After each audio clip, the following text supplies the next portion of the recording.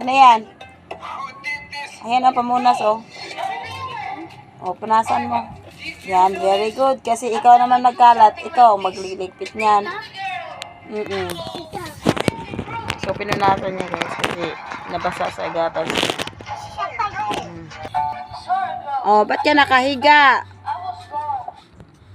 Langgi. Huwag ka humiga kasi di ka pa tapos kumain eh. Ha?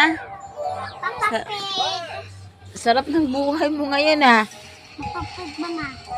Ano tawag mo dyan? Papapig. Papapig na tawag din dyan. So, siya na po nagsusubo sa sarili niya. Guys, hindi ko na siya sinusubuan. Basta handa ko na yung pagkain niya at yung gatas na ayan. Pusa na lang siya magsusubo.